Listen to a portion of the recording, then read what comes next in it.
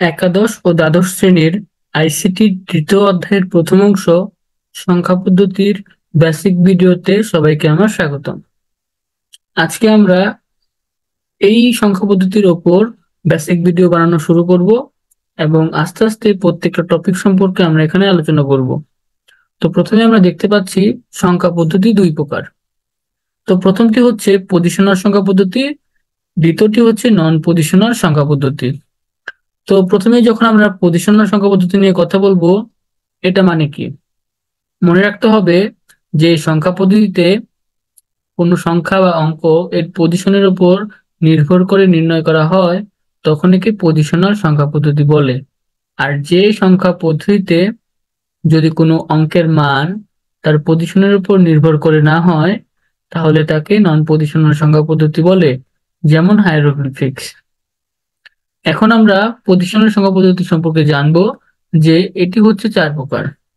তো প্রথমটি হচ্ছে দশমিক সংখ্যা পদ্ধতি, দ্বিতীয়টি হচ্ছে বাইনারি সংখ্যা পদ্ধতি, তৃতীয়টি হচ্ছে অক্টাল সংখ্যা পদ্ধতি, চতুর্থটি হচ্ছে হেক্সাডেসিমাল বা হেক্সাদশমিক সংখ্যা পদ্ধতি। এখন কথা হচ্ছে এইগুলার নাম এমন হলো কেন? প্রথম কথা হচ্ছে দশমিক সংখ্যা পদ্ধতি।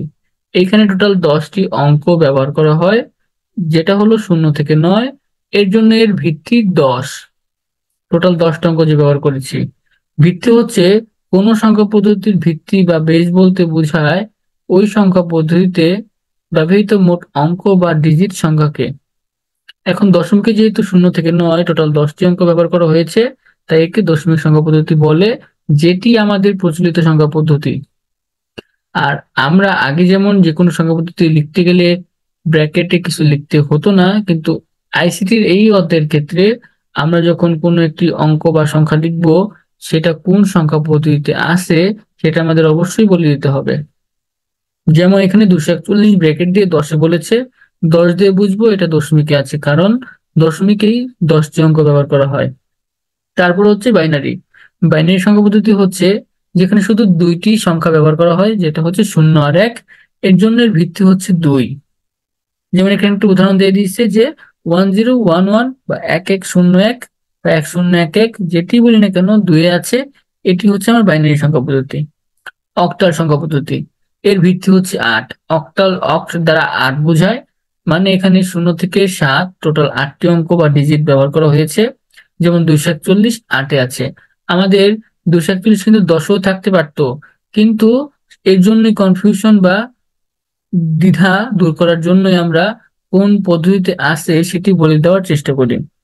সর্বশেষ হচ্ছে হেক্সাডেসিমাল সংখ্যা পদ্ধতি। আমাদের মনে রাখতে হবে হেক্সা মানে 6 আর ডেসিমাল মানে 10, তার মানে টোটাল হচ্ছে 16টি। এবং এখানে এর ভিত্তি হচ্ছে 16, যেখানে 0 থেকে 9 তো আছেই, পাশাপাশি ইংরেজি অ্যালফাবেটের এ থেকে এ পর্যন্ত আছে। এখানে এ থেকে প্রত্যেকটার ভ্যালু 10 থেকে শুরু হয়েছে দশমিকের, যেমন এ মানে 10, বি মানে 11, সি মানে 12, ডি মানে 13, ই মানে 14, এফ মানে 15। যেমন 241 16-তে আছে, এটা আমরা বলতে পারি। তো আশা করছি আপনারা সংখ্যা পদ্ধতি কত প্রকার, কি কি সেটা বুঝতে পারলেন। তো এই অধ্যায়ে কি রিলেটেড অঙ্ক আমি সামনে নিয়ে আসবো সেটা নিয়ে একটু কথা বলি। প্রথমে আমি দেখাবো যে দশমিক সংখ্যা থেকে কিভাবে বাইনারি অক্টাল হেক্সাতে রূপান্তর করা যায়। দ্বিতীয়তে দেখাবো কিভাবে বাইনারি অক্টাল হেক্সা থেকে দশমিকে রূপান্তর করা যায়। 3 নম্বর ভিডিওটি হবে বা 3 নম্বর টপিকটি হবে যে বাইনারি সংখ্যা থেকে অক্টাল বা হেক্সাতে রূপান্তর, আর অক্টাল বা হেক্সা থেকে বাইনারিতে রূপান্তর। আর পঞ্চমটি হচ্ছে অক্টাল সংখ্যা থেকে হেক্সাডেসিমাল, আর ষষ্ঠটি হচ্ছে হেক্সাডেসিমাল থেকে অক্টাল। মানে টোটাল এখানে সংখ্যা পদ্ধতির রূপান্তর 6 ধরনের দেখানো হয়েছে বা দেখানো হবে। আর এছাড়াও কিছু টপিক আছে, যেরকম এখানে বাইনারি যোগ বিয়োগের টপিক নিয়ে কথা বলতে হবে, দুইয়ের পরিপূরক সবচেয়ে গুরুত্বপূর্ণ একটি টপিক, এবং বিসিডি কোড রূপান্তর। পাশাপাশি বিসিডি আজকি এসব কোডের ইতিহাস বা বৃত্তান্ত আমাদের জানা উচিত, সেটা আমরা সামনে জানবো। তো আজকের ভিডিও এই পর্যন্তই। আপনারা এই অধ্যায়ের পরবর্তী বেসিক ভিডিওগুলি দেখবেন, যাতে এই অধ্যায়টি সহজে বুঝতে পারেন, এবং এই চ্যানেলের সাথে থাকবেন। ধন্যবাদ।